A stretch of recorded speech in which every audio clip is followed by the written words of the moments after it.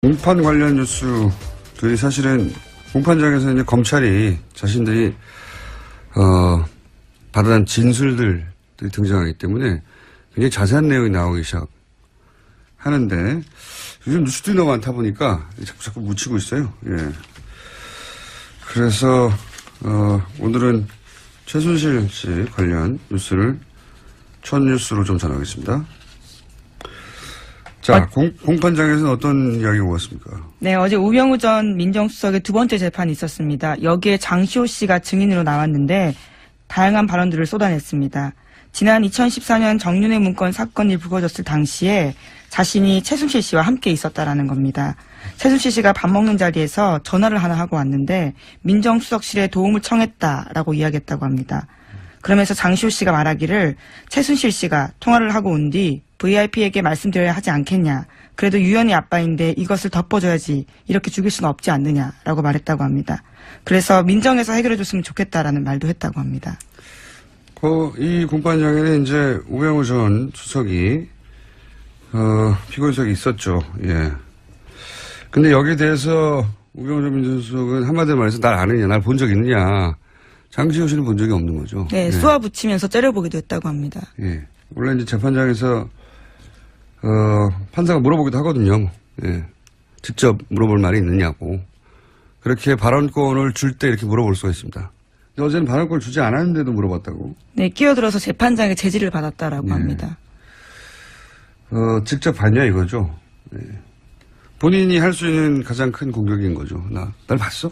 나 알아? 이거 아니죠. 이거죠. 근데 어차피 직접 봤냐 안 봤냐는 그다지 중요하지 않아요. 예. 네, 또 물증도 나왔거든요, 어제요. 재판에서 장시호 씨가 지난해 7월 달에 최순실 씨 가방에서 민정수석실 문건 발견하고 찍어준 사진 파일 나왔었습니다. 여기에는 이철성 경찰청장, 우리은행장, KTNG 사장 등의 평가가 담겨있는 자료가 있었고요. 여기에는 민정수석실 검증 완료라는 메모지도 붙어 있다고 합니다. 민정에서 나온 문건에는 민정이라고 써 있어요. 예. 그래서 문서가 자기 혼자 갑니까? 최순실 씨가 민정수석실에 들어가서 이거 뜯어와서 가져왔나요? 책상 뜯고. 예. 문서가 나간 거죠. 근데 이제 저는 이거 보면서 무슨 생각이냐면 어제죠. 어제 법정 구속된 이영선 전 청와대 경호관. 예, 최순실. 벌써 그제가 됐습니다. 예, 그제군요. 최순실 씨에게 휴대폰을 몸으로 닦아서 줬던 하도 오래돼가지고 이제요. 예, 그 경호관이요. 근데 이 경호관은 특검이 마지막으로 영장을 청구했던 사람입니다. 특검 종료되면서 마지막으로 영장을 청구했는데 기각됐죠. 구속 사유가 안 된다고 이제 영장 판사가 판단한 건데, 근데 네, 1심 상당성이 법정은 부족하다 그랬습니다. 그렇죠. 구속과 잡히는 뭐 있냐 이거죠. 한마디로 말해서. 근데 1심 법정은 법정에서 바로 구속시켜버렸어요. 그러니까 그 구속 영장을 기각시킨 판사가 이후에 이제 우병우 전 민정수석, 우병우 민정수석 공판을 보다 생각이 난 건데 다시 또 기각을 시켰고 정유라 영장도 기각을 시켰죠. 근데 이분이 고영태 영장은 발부를 했어요. 예, 권순우 판사. 주준희 기자는 이제 이런 기각들에 대해서 합리적 의심이 대상이 된다라고 보고 있는 거고, 정반대로 의혹이 없다. 판사가 법적인 판단을 했을 뿐이다. 이런 시각도 있죠. 근데 또 이런 시각도 추가적으로 있을 수 있다는 생각을 저는 어제 했어요. 뭐냐면, 우리가 너무 빨리 안일해진 게 아닌가. 예, 최순실 관련 의혹들은 다 털었고 재판만 이제 하면 되는 그런 수준으로 좀 나이브해진 게 아닌가 이런 생각을 저는 했는데 어제 장시호 씨가 이렇게 말했잖아요. 서류를 주고 차관 인사가 나니까 김정돈 차관이 대단하십니다라고 이제 대단하다고 생각하겠죠. 문서 주는 즉시 최순실 씨가 차관이 바뀌었으니까요. 차관이 바뀌니까요. 1급 이상은 대통령만 할 수 있는 인사권한인데 최순실 찍으면 바뀌는 거 아닙니까? 그걸 눈앞에서 본 거죠. 대단합니다 하고 그리고 그 모습을 상상해보면 최순실 씨가 얼마나 흐뭇하고 뿌듯하게 웃었을까 그 앞에서 생각을 할 수 있는데 상상해볼 수 있죠. 그래서 저는 최순실 씨가 이런 일이 반복됐을 거 아닙니까? 일종의 권력 중독이지 않았을까. 누구든지 자기가 말하면 날릴 수 있고 혹은 임명할 수 있고 그런데 그로 인해서 책임을 아무것도 질 필요가 없어요. 얼마나 신나요. 동시에 그거 때문에 자기한테 인사청탁을 했거나 또는 그걸 본 사람들이 다 고개를 조아야 될 거 아닙니까? 심각한 권력 중독이기 때문에 우리가 아는 만큼만 휘둘렀겠냐 이거죠. 네. 저는 훨씬 더 많은 일들이 있었을 것이다. 장시호 씨가 어제 이런 이야기도 해서 눈에 좀 띄었는데요. 이모가 항상 서로 개인 생활까지 다 알고 있어서 대통령이 나에게 약점을 잡혔다고 말했고 VIP가 나를 어려워한다 이런 주장을 했다고 합니다.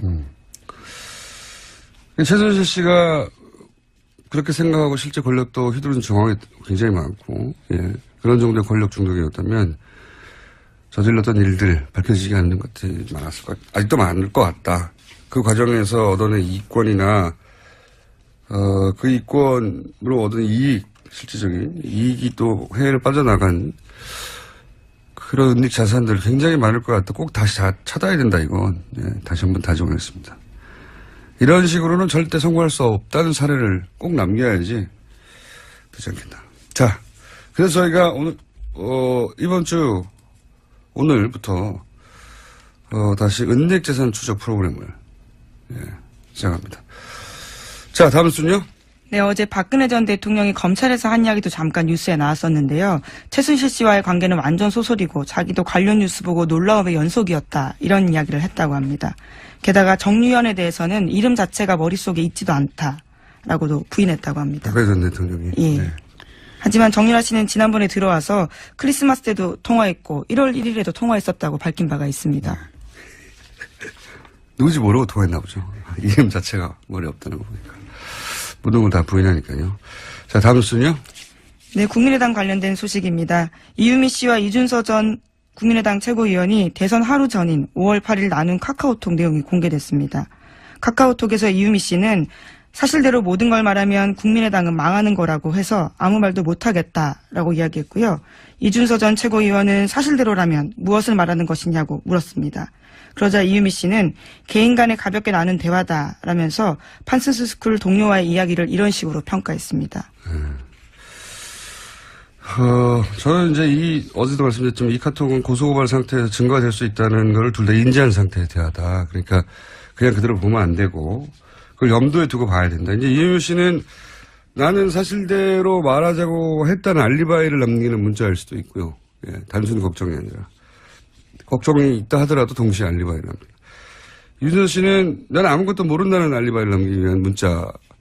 왜냐하면 이게 곧 공개될 수도 있다고 생각하면서 문자를 하는 거라는 거예요. 예, 당시 이미 고소고발이 되어 있던 네. 상태였습니다. 그리고 실제 이 대화가 좀 말이 안 되는 부분이 있어요. 왜 그러냐면 이제 이유미 씨가 사실대로 모든 걸 말하면 국민의당은 망하는 거라고 하셔서 아무 말도 못 하겠어요. 이렇게 얘기했단 말이죠. 이 말은 그 이전에 여러 차례 사실대로 말해야 하는 거 아니냐. 그 사실이 무엇인지는 제쳐두고라도 그런 얘기를 주고받았다는 얘기죠, 서로. 그런데 여기서 이준서 씨의 대답은 마치 처음 듣는다는 듯이 무슨 말이냐고 대묻거든요. 대화가 어색해요. 그렇잖아요? 이 앞에 이미 모든 걸 말하면 망하는 거라고 하셔서 아무 말도 못하고 있다라고 자기 처지를 호소하고 있는데 이준서 씨의 거기에 대한 대답은 무엇을 말하는 거냐고. 이렇게 대묻는단 말이죠. 처음 듣는다는 듯이. 이 대사 자체가 이 카톡이 앞으로 공개될 수 있다는 걸 염두에 둔 대사라는 거죠. 처음 들은 얘기가 아닌 처음 들은 것처럼 하잖아요. 예. 자, 앞뒤가 안 맞는 대사입니다. 서로. 관련해서 뉴스가 좀 많죠? 예. 네, 국민의당이 관련 폭로를 하기 4일 전인 5월 1일에 이준서 전 최고위원이 또 관련된 내용들을 박지원 당시 대표에게 보냈다고 합니다. 이 전 최고위원은 박 전 대표의 전화기 2대 중 한 대에다가 관련된 화면을 보냈고 통화까지 시도했는데요. 통화는 되지 않았고 재차 메시지를 보냈다라고 합니다. 하지만 박지원 전 대표는 이런 내용은 실제로 보고받지 못했다라고 당 진상조사단에 진술했다고 합니다.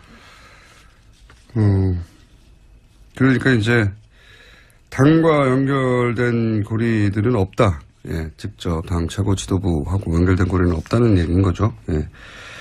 본인 휴대폰이 하도 폭탄 문자가 많이 와서 놓고 다녔다는 거잖아요. 2개가 다른 있었는데. 폰을 썼다라는 예, 취지 이야기인데요. 어쨌거나 한 핸드폰에 메시지가 들어갔다라는 건 사실이라는 거죠. 네, 그럼 비서관이 확인을 했지만 예. 뭐 이 정도로 중요하면은 따로 전달하겠지 하고 전달 안 했다는 거고요. 예. 이럴 수도 있습니다. 뭐 실제 이런 일이 있을 수도 있죠.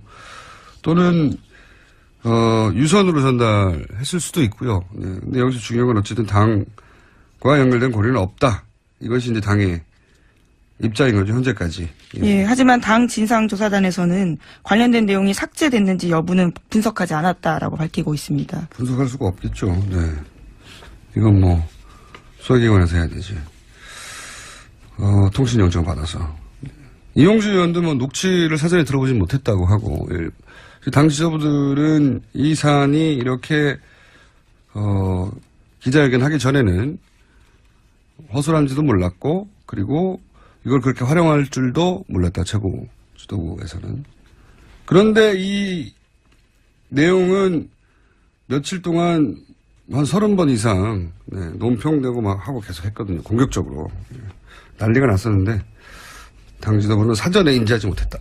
예, 하지만 당 논평으로요. 국민의당은 한 사람의 제보를 가지고 기자회견을 할 정도로 무모하지 않다. 이렇게 5월 7일 낸 적이 있거든요. 그렇죠. 예. 그러니까 앞뒤가 안 맞긴 한데, 자, 현재까지는 그렇습니다. 다음 뉴스는요? 네, 어제 이유미 씨에 대한 구속영장 발부됐습니다. 법원은 이 씨의 범죄 사실이 충분히 소명됐고 사안이 중대해서 도주와 증거인멸의 우려가 있다고 밝혔습니다. 또 이준서 전 최고위원은 이미 피해자 신분으로 전환됐고 혐의도 이유미 씨와 같은 공직선거법상 허위사실 유포입니다. 그러니까요. 예. 근데 이제 이게 사전에 인지했는지 여부를 밝혀주는 내용은 현재까지는 아니에요. 예. 허위 사실을 유포한 거는 사실이기 때문에, 예. 그래서 피의자가 된 것인지 아니면은 공모의 정황이 드러났는지는 지금 알 수가 없죠. 예. 어쨌든 그 카톡이 앞뒤가 안 맞는다는 얘기를 왜 아무도 안 하는지 잘난 척을 한번 하면서 다시 다음 뉴스를 다뤄봅시다. 네, 이준서 전 최고위원과 이유미 씨가 지난 주말에 안철수 전 대표 쪽과 접촉하려 한 정황이 포착됐다고 합니다. 이준서 전 최고위원은 실제로 안 전 대표를 만났다라고 하는데요. 두 사람은 지난 23일에 카카오톡 나누면서 이러한 대화를 했습니다. 이유미 씨가 안 전 대표와 직접 연락이 닿지 않느냐라고 이준서 전 최고위원에게 물었고요. 당시는 검찰 소환을 앞두고 당 안팎으로 이유미 씨가 구명을 할 때였습니다. 그리고 그 다음날 이준서 전 최고위원이 안철수 전 대표를 만났습니다. 그 자리에서 이 전 최고위원은 이유미 씨의 요청으로 안 전 대표를 5분간 독대했지만 고소고발 치아 문제만 이야기했다고 밝혔습니다. 독대에서 무슨 말을 했는지는 뭐 지금 본인들이 말하는 정도밖에 파악할 수가 없죠. 고소고발권 취해야 된다고. 여기서 제가 주목하는 대목은 이거예요. 안철수 전 대표와 연락하기 위해서 이준서 전 최고위원이 물어본 사람은 이유미 씨라는 겁니다. 네.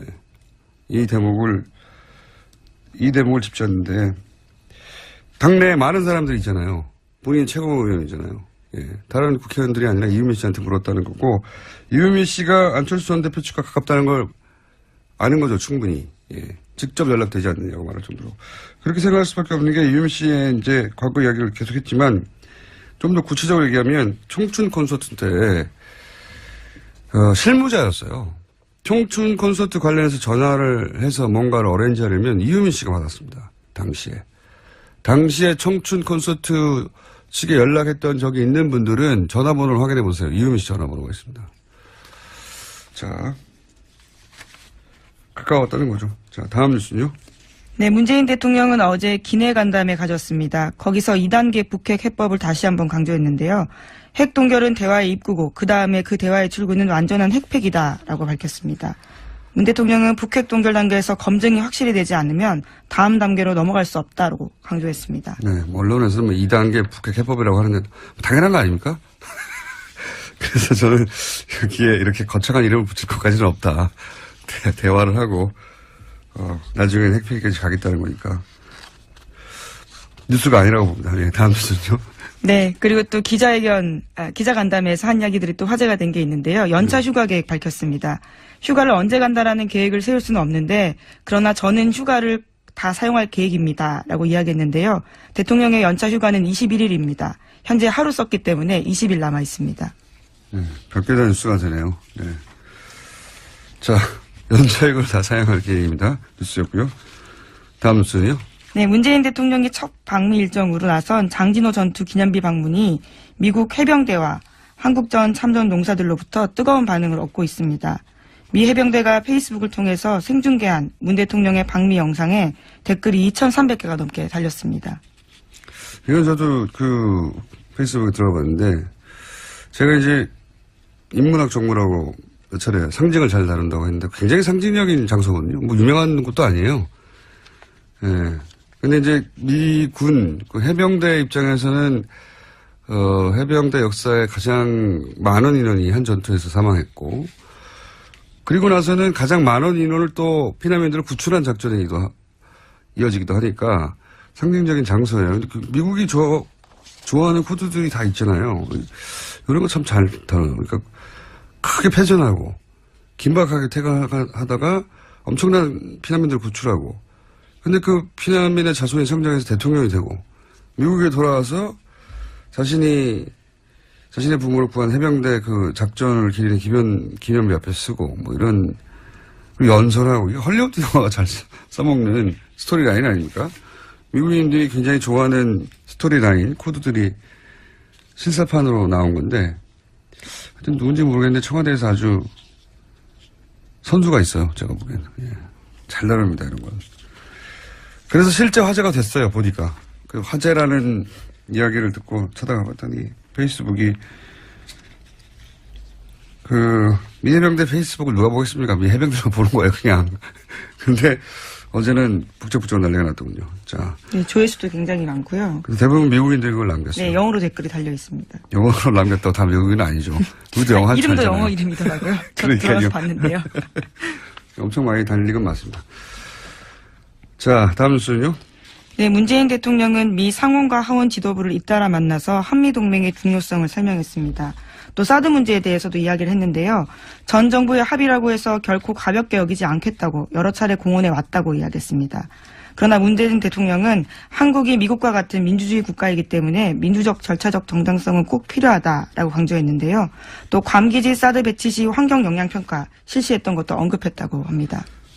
뭐 이런 기본적인 논리를 세우고 간 거죠. 예. 사실 여기다가 할 말은 없잖아요. 예. 한국도 미국처럼 민주국가여서 절차가 필요하다는데 뭐라고 합니까? 예. 기본 입장은 당연한 거라고 저는 봅니다. 자, 다음 뉴스는요. 이명박 전 대통령이 어제 박근혜 전 대통령이 잘했으면 참 좋았을 텐데 박 전 대통령 때문에 보수가 큰일 났다. 다 없어져 버렸다라고 말했다고 합니다. 요거는 좀 번역을 해야 돼요. 보수가 큰일 났다가 아니라 본인이 큰일 났다로.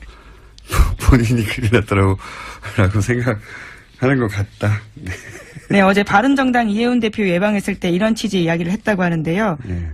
이 전 대통령은 이명박 정부 내각 인사들을 두고 세무조사가 진행되고 권력기관을 동원한 조사가 진행돼서 너무나 미안했다. 그렇게 털어도 문제되는 사람이 없지 않느냐라고 박근혜 정부 당시에 이야기를 또 했다고 합니다. 자, 뭐 다른 거는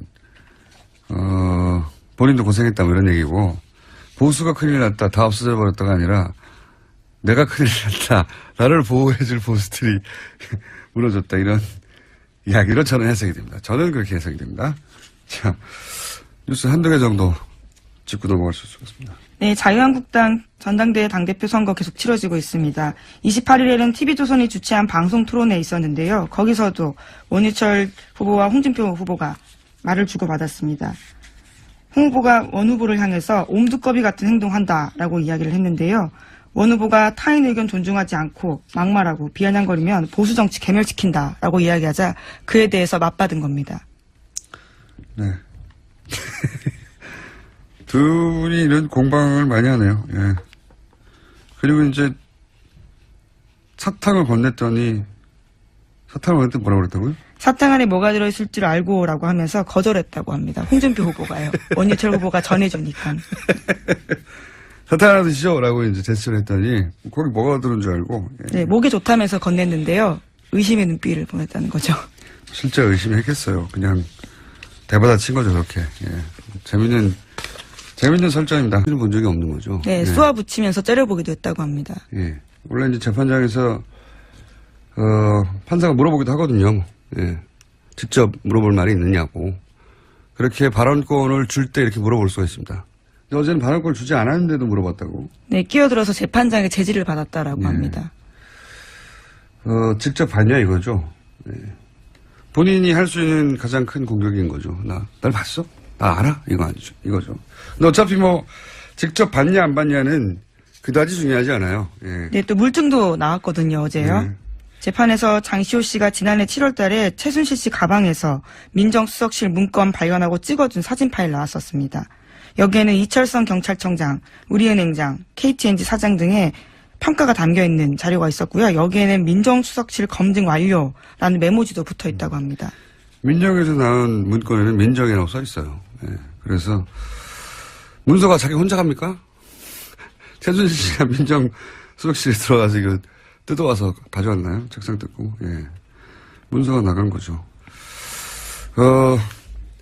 근데 이제 저는 이거 보면서 무슨 생각이냐면 어제죠. 어제 법정 구속된 이영선 전 청와대 경호관. 공판 관련 뉴스들이 사실은 공판장에서 이제 검찰이 자신들이, 받아낸 진술들이 등장하기 때문에 굉장히 자세한 내용이 나오기 시작하는데 요즘 뉴스들이 너무 많다 보니까 자꾸 묻히고 있어요. 예.